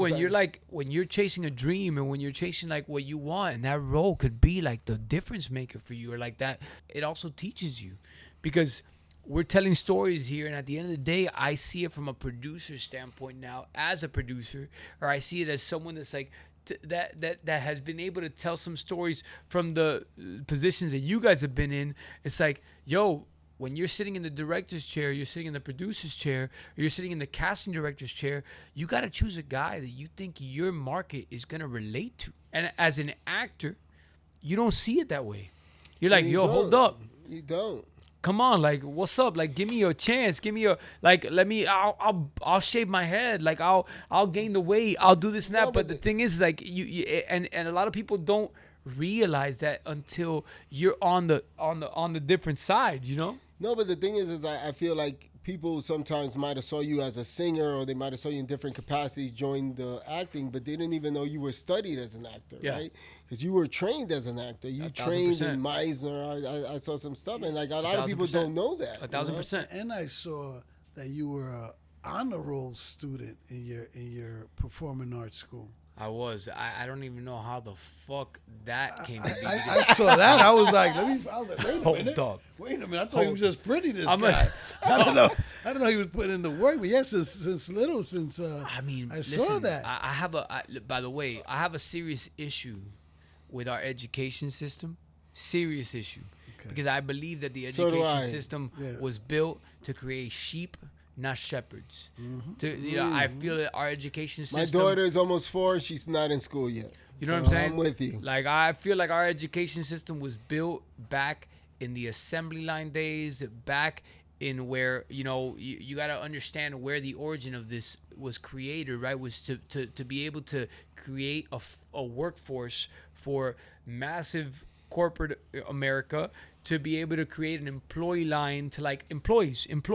But the thing is that like I don't get enough opportunities to talk about this, right? I don't have a problem with education. I think education is important. I think there are certain educational structures, educational entities that are pushing the envelope. We're in pit spot right now. SLAM, the charter school system, Academica. Yo, I've been to Mater Brickle. I've been to different like charter schools within that umbrella that are really pushing the envelope on technology, bro. I'm going into high schools where kids are running the cafeterias, where kids are actually the ones running the cafeterias, running the business behind it. I've been to Slam Radio and I've seen kids running the programming, I know that there's financial literacy programs that are being introduced in partnerships with banks, with these charter schools to teach kids about their taxes, to teach kids about, so that's what I'm talking about. I love that. Madeline Pumoriega, which is a dear friend of mine, the president of Miami-Dade College, which I went to school at. Yo, that woman is trying to push the envelope with education. So I definitely have to recognize the people that are pushing the envelope, but we definitely got to open our eyes, bro. And there is a massive part of the education system here that is rigged to create employees, to create people that follow orders, it's not meant to evolve humanity. That's a topic. That's definitely an important topic. See, to me, look, I say it because, and sometimes I say these questions because I look at you and I look at your career, right? And I look at all that you accomplished. And as someone that's sitting in a world where I know how difficult those things are, and I'm like, man, this guy has gone through all these levels of adversity, right? Where some people just assume it was easier, right? And you did like moves that most people don't do or not brave enough to make, and then when you got shifted into other parts of your career, you studied, you got prepared, and you did all these different things, and just people think that these things are just falling out of the sky. And we're here and you're here because we're applauding the fucking work that you've done to this point. And what I'm trying to teach people too is that like it's not easy. Like nobody's path was paved the way they think. Yeah. You know what I'm saying? And you've done this and you've done this, and every time you stepped outside of this to that, it's not like you went from novella world to Hollywood world and they were like, hey, come here and be a star. It's like it all comes with its punches. 1,000%. And you're dodging punches. And, those are things that I want to talk about because it's like, let's talk about TV. You were doing novellas, right? Yeah. 60 episodes, 100 episodes. Wasn't that like 180? Yeah, like 170 or something. Like what is that like? Let's talk about that. Crazy. What is that like for Crazy. you as how do you do 100 episodes? And that's 170 episodes in one season? In one season. Jeez. 'Cause we do, I think, what do we do in America? 12. They need to do 24. 20, 26 max. Crazy. So what's 170? What's that, every day? Every single day. Just Every single Valentine's day. And by off? the way, and I'm gonna say this as a lead, Right. is very different because as a lead, It's at least 170. it's like, 170 because there's different roles that, by the way, play just as much an important and a pivotal role to the overall success, because we've seen how sub stories really end up being, incredibly sought after by the public, and there's incredible actors. I don't base an actor's value on what role you're playing, because we've seen plenty of actors and careers that take off because they got that one shot Yes. of that one scene in that 170. Yeah. You know what I'm saying? So putting that aside, What show is that? The 170 show? all of them for me. Oh, all of them. No, because they're all big series on the No, land for real. side. I was a lead. I literally was, with the exception of the first show that I did at 16, 17, when I turned 18, 19, and they say, yo, we believe in you. Here's an exclusive contract. And they gave me an exclusive contract as a lead role for the rest of the shows that I did. In all the shows that I did, I can get, I'm telling you, out of the 170, I was in the majority of them, bro. Initially, so I have photographic memory. A lot of people don't know this, but I could see a script. I rarely used in-ears, which is something that, as you know, we use in that format. You use, right? You have that much volume. It's like theater, film. They're all different, right? Yeah, so it's when all you're doing different TV, mediums. like you're thinking volume. It's like, as seeing it from the number side of the business side. It's like, how can I keep my overhead as low as possible? How can I crank out as many episodes, as many minutes of TV as I can for in the most feasible way, right? So per day, you're probably shooting about 40 scenes. Easy. 30, 35, 40 scenes. So, by the way, this is in the Latin side of things. Oh, in yeah, the yeah, telenovela yeah. How many Format. pages? How many pages? Bro, I can't even tell you. It was a lot of pages. It was a lot of But pages. how do you prepare for all that, though? I was lucky enough, bro, where like I even went through this with my high school, and again, bro, credit to my dad. We had this little Shout out to your father, man. damn, for real, bro. Yeah, For real, you crazy. gotta show them. He's Crazy. our next guest. I He's mean, our I'm next not. guest. I'm not gonna He's give our him, next guest. I'm Bring not him gonna in. give him credit for this one, because I don't think he did it with that intention. But he did this little thing with us where he would give us prizes to like my siblings of who could memorize the most amount of license plates. So we would be driving, and he's like, "Yo, what's that license plate? What's that license plate? What's that license plate?" And then he'd write them down, and then whoever That memorized. sounds like a scripted series to me. But whatever, it was like it was a little thing that we did. Netflix, holla at me. Got the next one.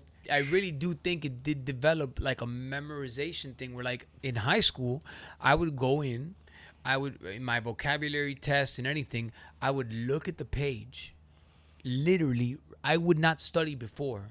Day of, I'm here, the test. Day of, I look at the page because they give you a study sheet. Boom, you look at the study sheet, and I put the study sheet down, and bro, I can close my eyes and see the entire page. But not just word per word, comma per comma. Right now, if you tell me a moment of my life, I could probably even tell you what I was wearing, what I did the morning of, what the person told me the day of. Like, I'm talking about play per play per play per play per play. I remember it, bro. But if you tell me what day it was, I have no fucking idea. I sold the show to to the U.S. and it was with writers that were the top writers in Latin America, big shows on Netflix and stuff. And I was like, you know what? I want to be part of a transition where I take them to American television, because we're going to do U.S. Hispanic stuff, but the buyers wanted a U.S. showrunner. Yeah. So I went out to a bunch of U.S. showrunners and said, hey, look, these are incredible writers. He's a writing team, man and woman, and we're going to do this thing. And nobody wanted to see their value, right? So all the U.S. showrunners that were non-Latino didn't want to see their value, right? And then this one Mexican showrunner was like, yo, like all their shows are like 80 episodes, like 90 episodes. So he was like, when he got on the call with them, he was like, how the fuck do you write 80, 90 episodes? He saw the value. And at the end, these writers were no different than those writers. They all learned the same structure of how to write television.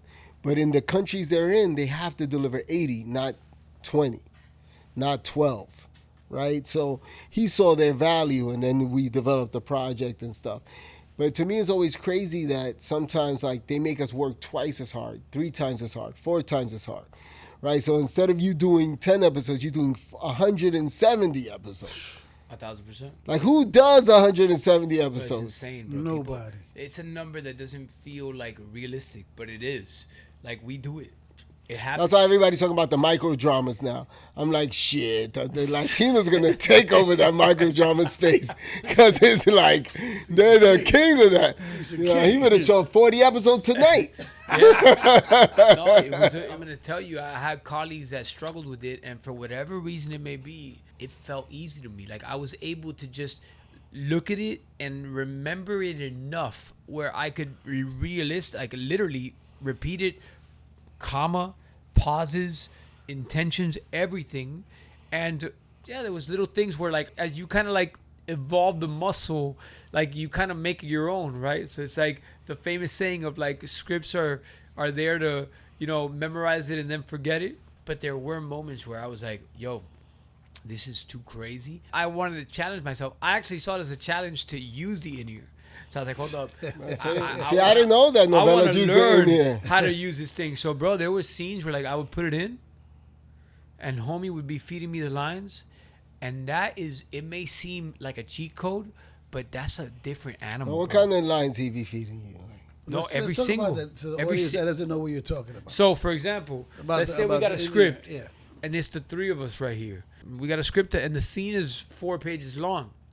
If for whatever reason, because the time is so, like, we got so much to do, I didn't even have a chance to look at the pages. There's something, as you guys know, we rehearse we block the whole scene. They always right? cover set of range. Block the So, scene. so they Yeah. send you the thing and you're talking to the girl and they be like, as I'm no me blocking the diga scenes, que él te dijo ese so el esposo." we, all 3 of us got in-ears, so they're feeding us our lines, and we have to listen to the lines, but you can't wait for the whole line to be done. Shit. You gotta, You're as you're listening anticipating. to the second, third word, you gotta start feeding it, and then kind of like, so Give was give us the superstar line read. Give us a little bit of that. Come on, that's what you do. Dog, the line So read. you're hearing the line, right?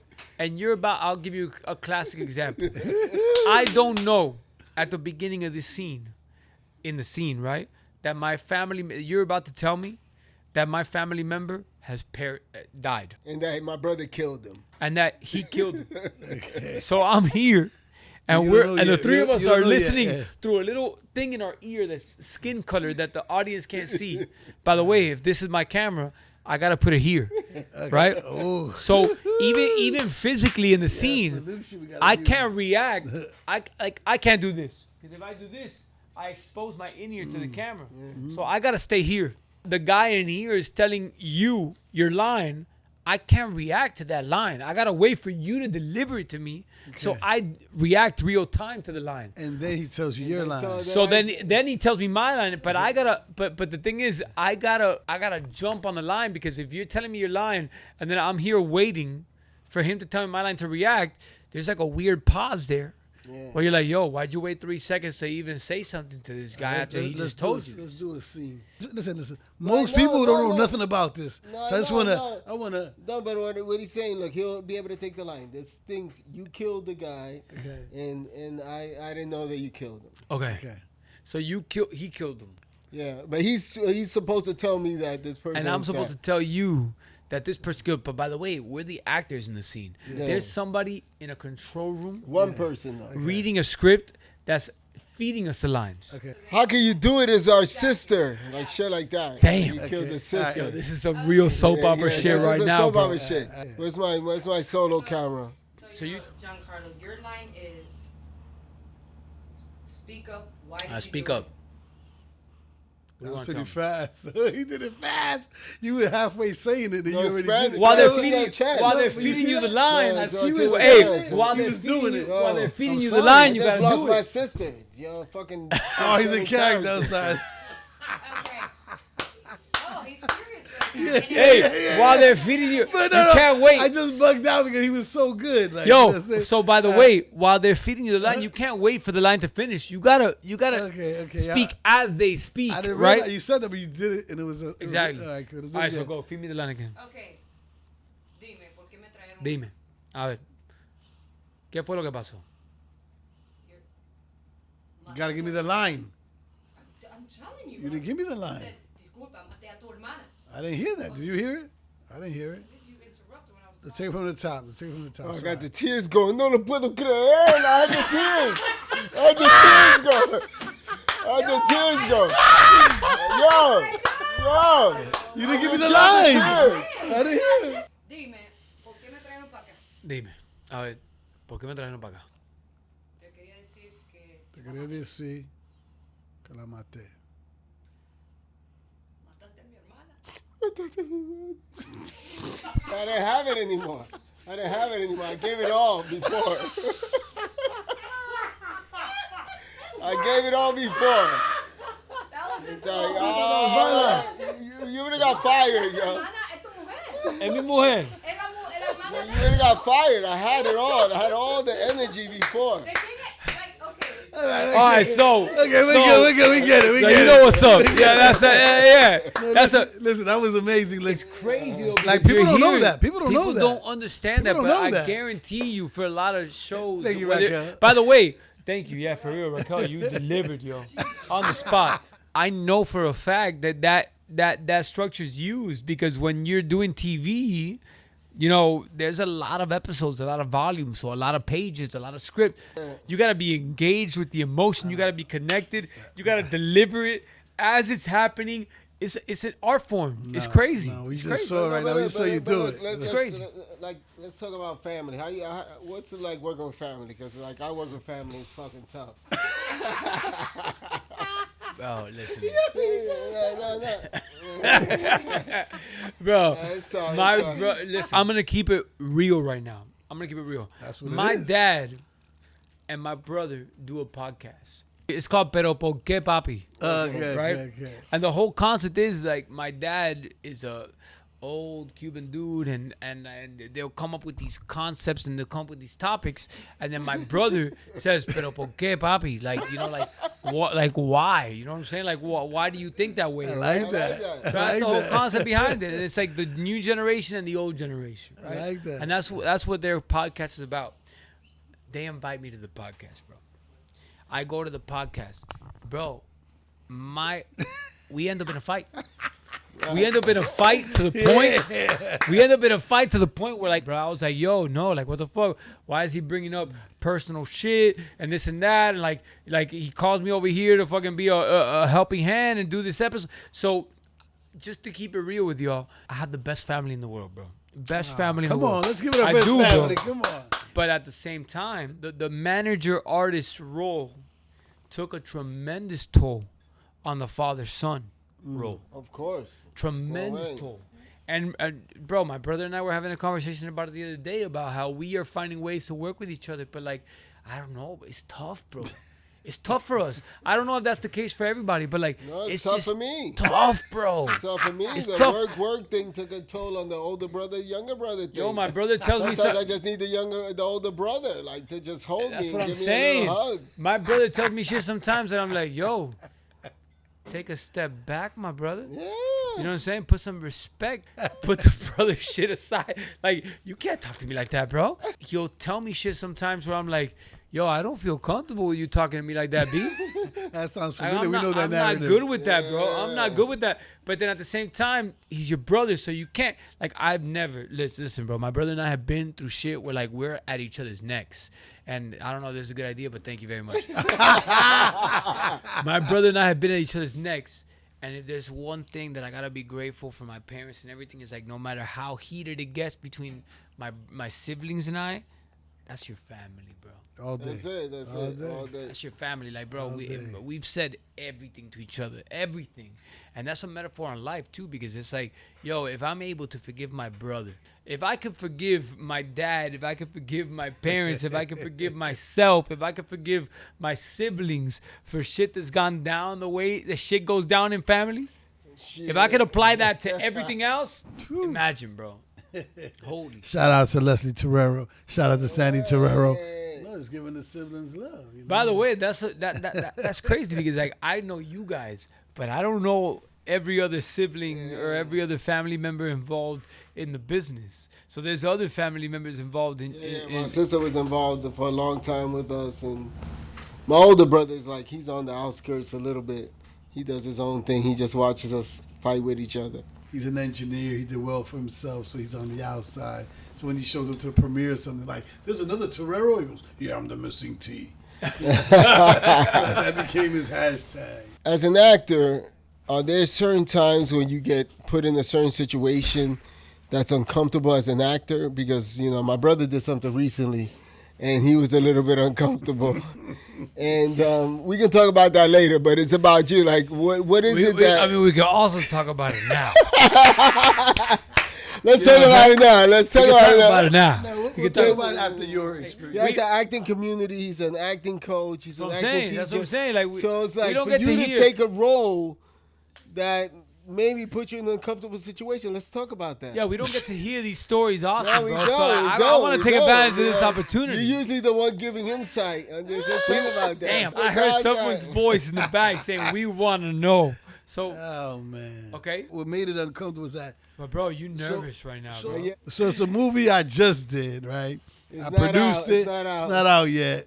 You know, it's still So you tweaking. produced it. So you sold yourself as a producer to the actor, the role. So how did that work? How did that work? No. So what happens with every movie I do, right? Did you accept it? No, that's where the heat is at.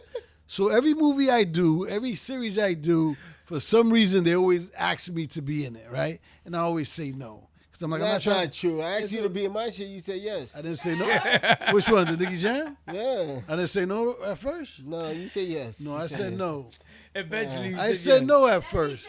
And then you say yeah, and then you No, but said you said no because you said no because the price wasn't right at no, it was first. just like, you know, it was whatever. We don't want to talk about financials here, but you know, but I'm just saying, like, to go to Mexico, you know, for me to show up and do, I just felt like people gonna think I gave it to myself or my brother gave it to me. So I didn't think that was the right thing to do. But then Jessy was like, yo, come on, do it. Like, you know what I'm saying? You come visit me, hang out with your brother on set. Come on. So I was like, you know what? All right, so I did that. I was like, all right, fine. I'll go hang out with him on set. When I get to Mexico, like, hey, where's Jessy? I go, oh, he had a last minute thing. He's not going to be here. Who's going to direct my scene? He's like, No, that was. You know, it was a tough time. You weren't even there? It was No. a tough time. It was No. a tough You time. weren't even there? You know what it was? and that was a sailing thing. He was like, yo, come hang out with your brother. Been out here for 6 months.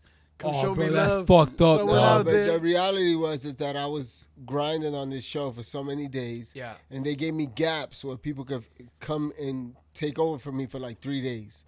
And I was directing every episode. It was 13 episodes. And when he came in, it was in that 3-day gap where they gave me a break. And I had to take the break. You guys, both of you, are better brothers than me and my brother.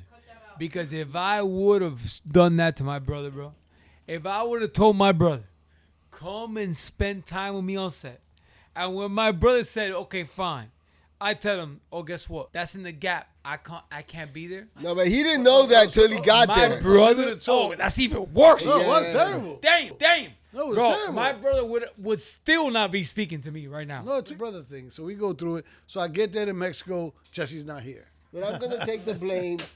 7 years ago, when Netflix wasn't doing Latino shows, that I told my brother he could have a role in the show that was going to be on Netflix. No. There might be a bunch of shows. It's going to be on Tubi, all the shit he wants to be on. But I said, hey, man. It's some real shit right now because Come I'm gonna on. tell you, bro. So that's hate some me for sibling it. shit. Hate me for That's it. some sibling shit Hate me right for there, it. bro.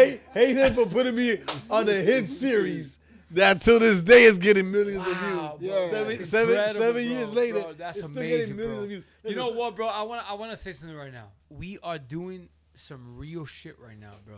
Because a lot of people do these podcasts and they do these things, and because of the cameras and everybody, they're doing this version of reality, this and that.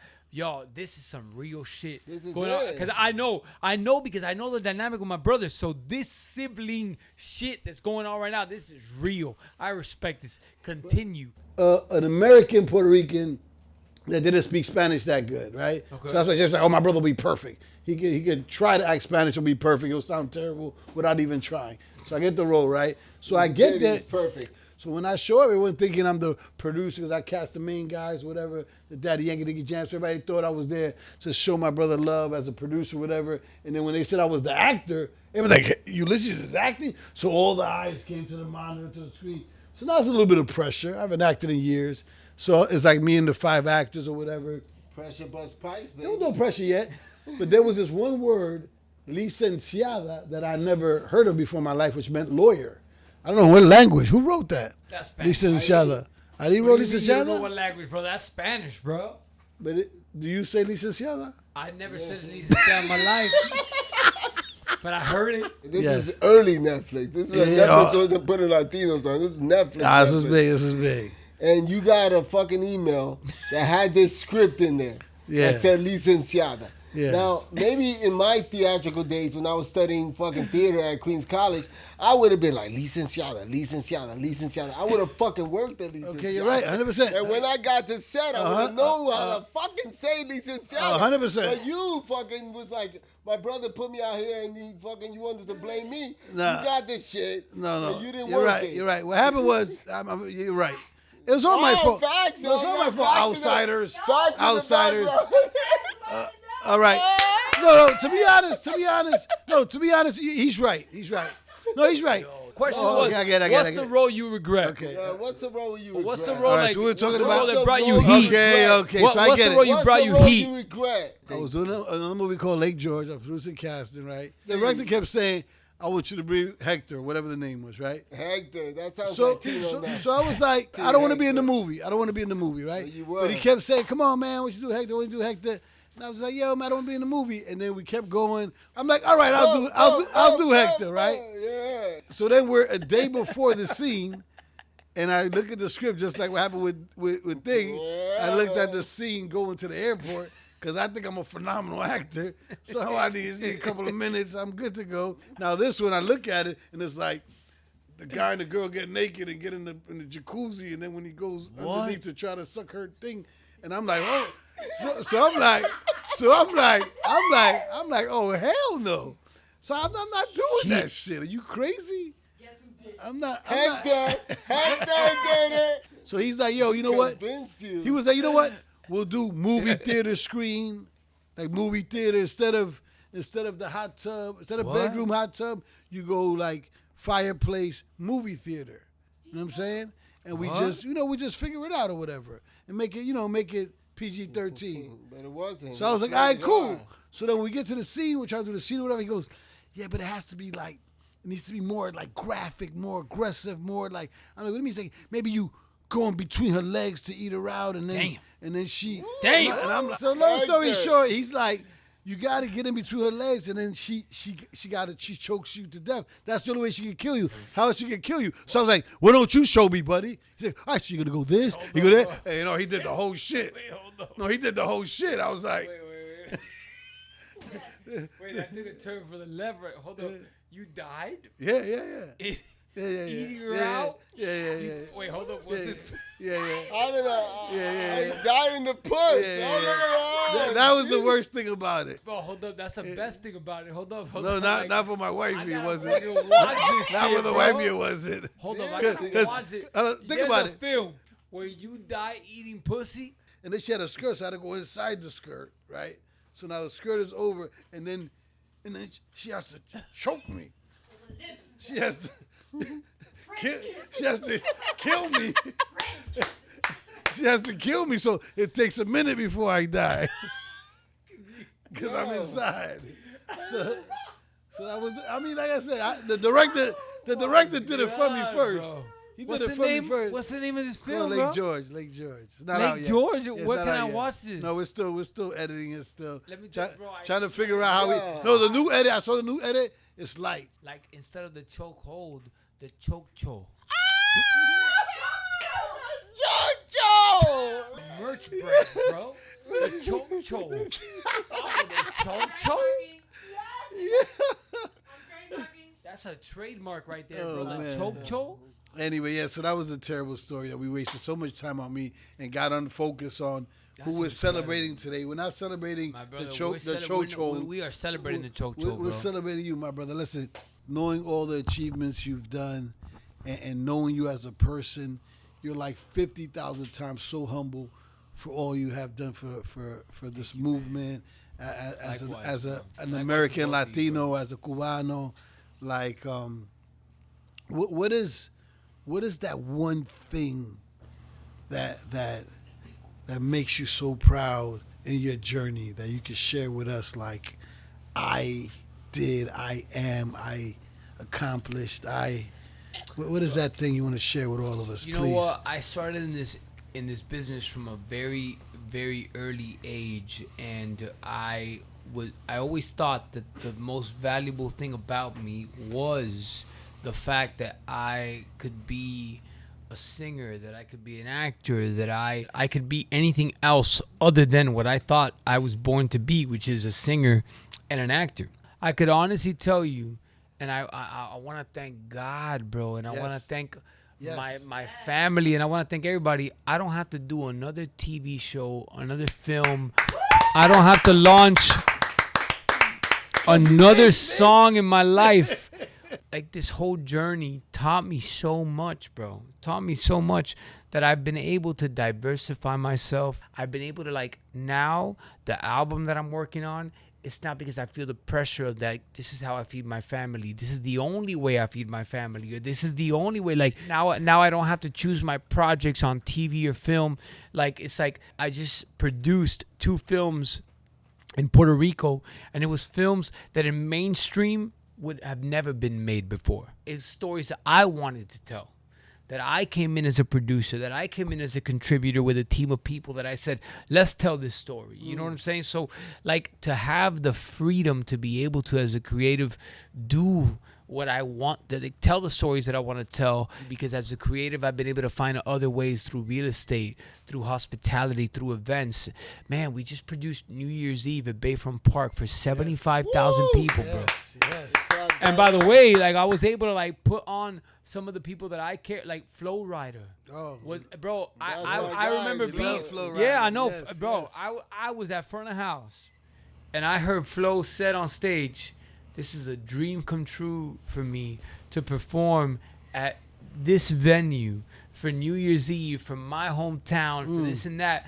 The fact that I was able to be the one that booked him, that I was able to say, "I'ma pay you what you deserve, my brother, to be on that stage." That's I'm amazing. gonna, like, bro, the fact that and by the way, I didn't tell Flo that. I didn't have that conversation with, I don't give a fuck. Like, the fact that I was able to sit there in front of the house, and you know what I cared about the most, bro? My son and my daughter were next to me, bro. And they were like, wow, yo, you did this. They saw the whole process. And bro, those are the moments that you're gonna take with you for the rest of your life, bro. That's You know, incredible. so Tell us a little bit about it for the people that don't know what this is. So it's something you do New Year's Eve. So when the pandemic hit, my, like, entertainment on the event side, on the music side, on the acting side, I was shooting a show with Netflix that I was the lead of, and we stopped because of the pandemic. So I was at my crib in LA, and I was like, oh shit, like, the entire way that I've made money my entire life has just been at a standstill right now. Is at a standstill right now, and I had no idea when this shit is gonna open up again. So what I was sitting there, and after 4 joints and a few drinks and just chilling with, like, we were like, what the fuck do we do? I was like, when has this ever happened in the history of mankind? And I remember searching up what were the booming businesses after the pandemics that have happened in the past. And bro, and I just started doing my research, and I was like, well, if right now events, music, You should everything have is called closed me, down, so I could have made an investment too, my brother. I said, what's gonna happen after?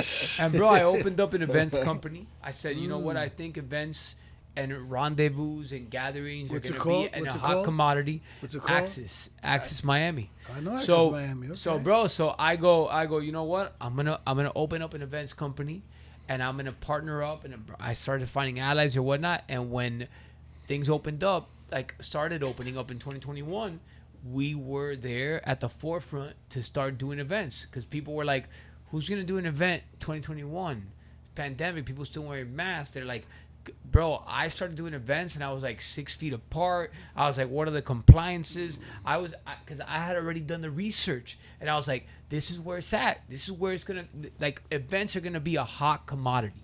Experiences, bro. AI right now, AI can replace if I was a lawyer, if I was a like still mad respect, but shit's gonna change right now for the way shit is happening with chat. But you know one thing AI can never replace is Live experience.